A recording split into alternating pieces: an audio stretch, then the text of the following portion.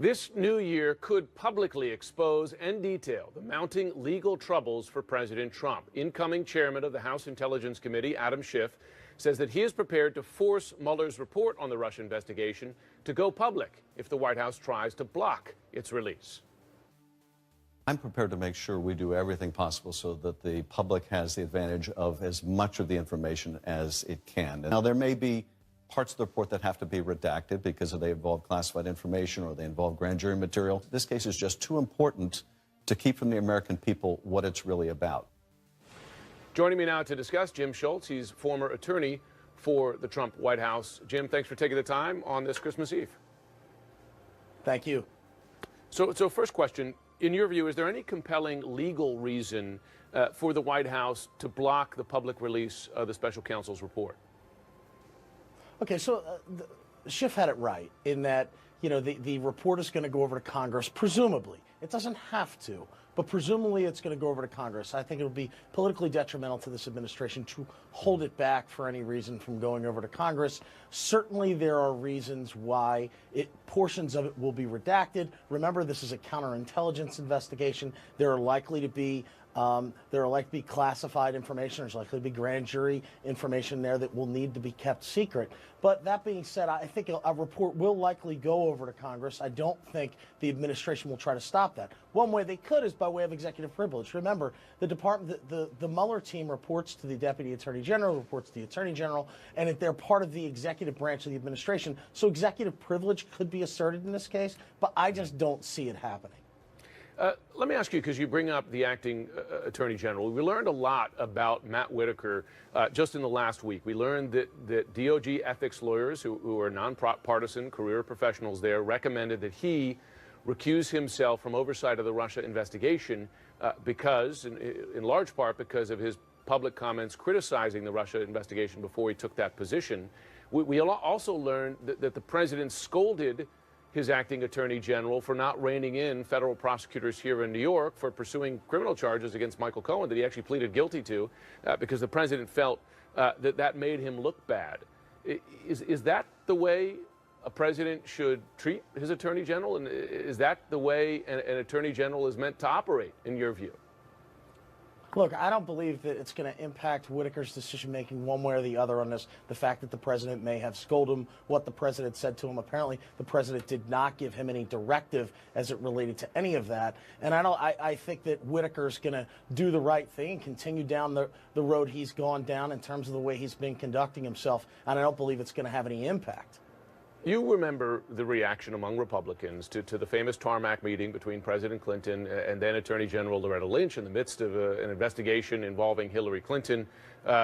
Here you have, and we don't really know what happened in that discussion, but just the appearance was one that Republicans rightfully questioned and were very publicly critical. We know that the president reached out to his acting attorney general, complained about the independent actions as they're designed to be of federal prosecutors pursuing crimes. Why is there not a similar outrage from Republicans today for very similar kind of interference?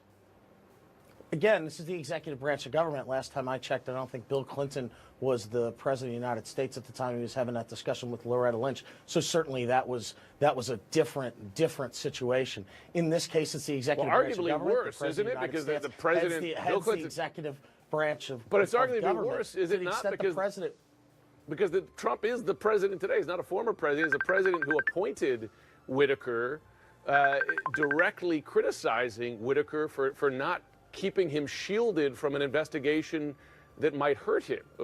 That arguably is more concerning. The president should not be getting involved in these investigations. Okay. He should not be publicly scolding or privately scolding the attorney general in connection with these investigations. That's not what I'm saying. I'm saying that Whitaker is going to do the right thing and do the right thing as the attorney general of the United States. I don't think it's going to have any impact. Let me ask you but then. there is a striking difference between a private citizen going in and having a discussion with Loretta Lynch if that discussion had something to do with the investigation of his wife. Sure, understood. Although you could argue that a sitting president has more power over the attorney general he appointed, could you not, than a former president? I mean, the point. Listen, you've already made the point. You're saying it's not interference that the attorney general should listen to. I think I hear you correctly. Correct. Okay. Jim Schultz, wishing you and your family the best on the holidays. Thanks for taking some time out. I hope you don't get too much grief when you go home. Top Democrats in the House plan on ringing in the new year with subpoena power. Incoming chairman of the House Intelligence Committee, Adam Schiff, already warning President Trump that he better allow the public release of the special counsel's report on the Russia investigation. But if the White House were to try to block its release, as the president's lawyers said that they might, Schiff says that he is prepared to force Mueller's report into the public eye. I'm prepared to make sure we do everything possible so that the public has the advantage of as much of the information as it can. Now, there may be parts of the report that have to be redacted because they involve classified information or they involve grand jury material. This case is just too important to keep from the American people what it's really about.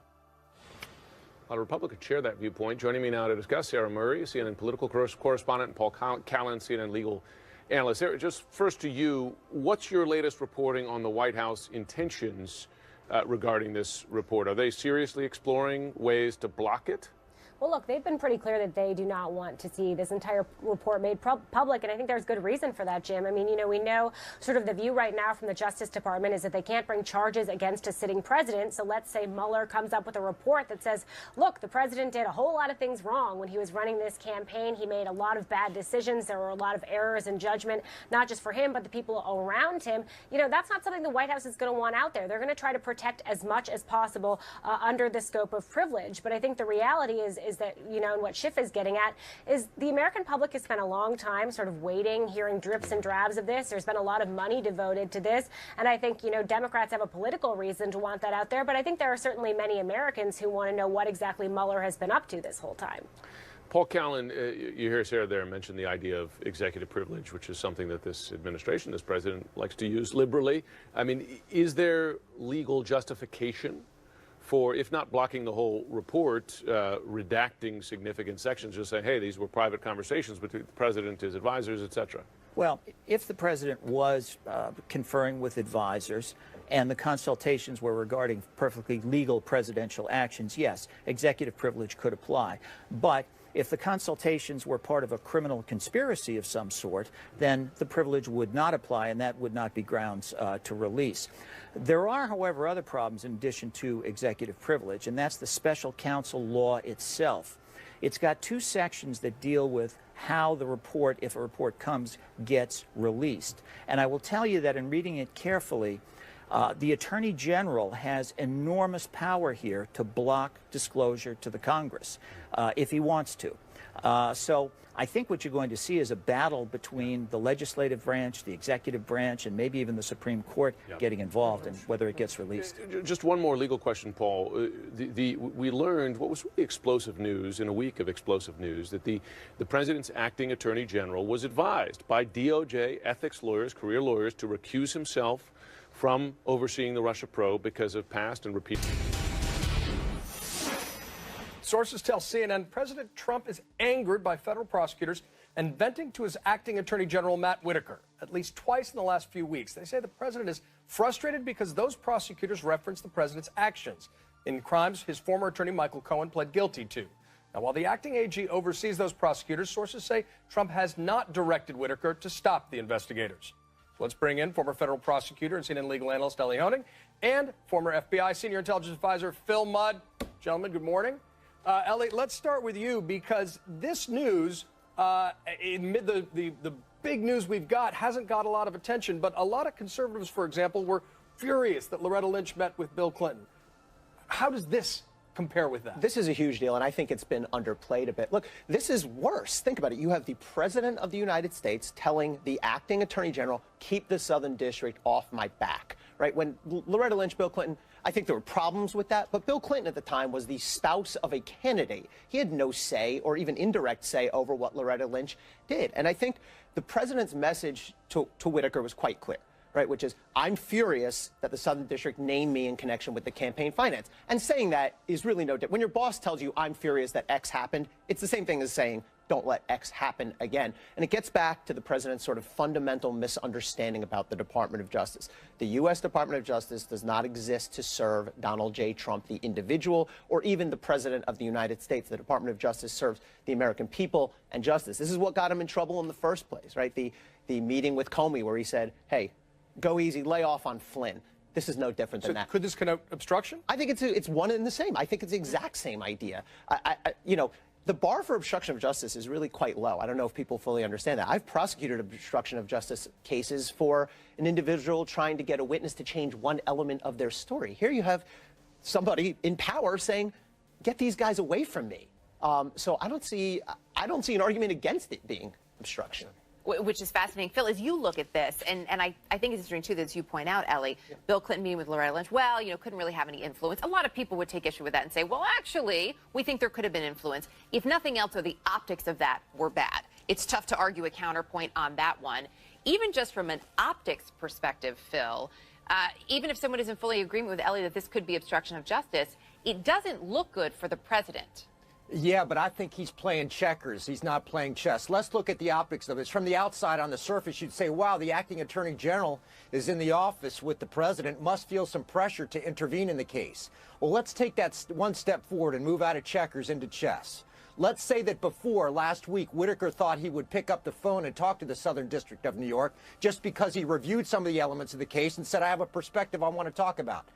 The president almost limited Whitaker's ability to interfere in the case now because regardless of the facts of the case, if Whitaker says something now, what are the optics going to look like? Well, you did that because the president teed you up in the Oval Office. I think the president vented thinking maybe he could pressure Whitaker. I think quite the opposite. Now he almost ties Whitaker's hands because Whitaker can't do anything without appearing to acting at the behest of the president's orders. Unintended consequences. Yeah. Ellie, let me speak to you about one fascinating case, the so-called mystery Mueller case.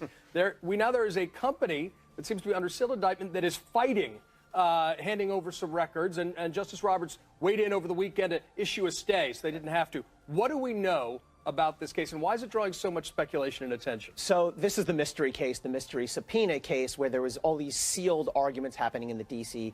federal courts. On Friday, we learned that the recipient of the subpoena was not an individual. Some were speculating maybe it's the president, maybe it's the vice president. Turns out it's a corporation that is in some part owned by a foreign state. Right, and so there's plenty of speculation about what that could be. Who could fall into that category? Yeah, I mean, look, the most likely category would be a foreign-owned and foreign-backed bank. We know the president has a long relationship with Deutsche Bank. I'm speculating, but if making a sort of reasonably educated guess, he's taken hundreds of millions of dollars in loans from them. They were recently raided. So if I had to guess, that would be my guess, but it would only be a guess. What we do know also is this company really, really does not want to turn over this information. It's fairly rare for a corporation to fight a subpoena like this. Usually if you're a corporation, you receive a subpoena, you may argue to limit it in some respect, but to just say, no way, we want nothing to do with this. We're going to fight you in the district court, then we're going to fight you in the appeals court. They lost both of those, and then we're going to take it to the Supreme Court. It makes you wonder what it is that they don't want to reveal. It really does. It does. Phil, I want to get your take on this. We heard from Adam Schiff over the weekend. Obviously, as everyone is waiting to know what Mueller has learned, there is some question about whether we will ever know. Adam Schiff tackling that. Take a listen. I'm prepared to make sure we do everything possible so that the public has the advantage of as much of the information as it can. Now, there may be parts of the report that have to be redacted because they involve classified information or they involve grand jury material. This case is just too important to keep from the American people what it's really about. Phil, you think he's putting the cart before the horse here. Why? Yeah, slow down here. Look, we have enough news in this town without worrying about what might happen a month down the road, 6 months down the road. It's appropriate to look at what Mueller is doing and say we ought to at least privately be concerned about whether this case will continue or whether somebody, including the incoming attorney general, will try to shut it down.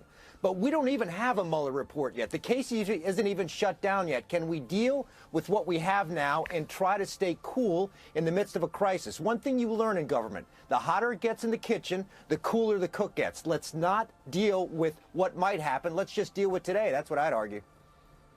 Phil Mudd, Ellie Honig, good to see you both. Thank you. Supreme Court Justice Ruth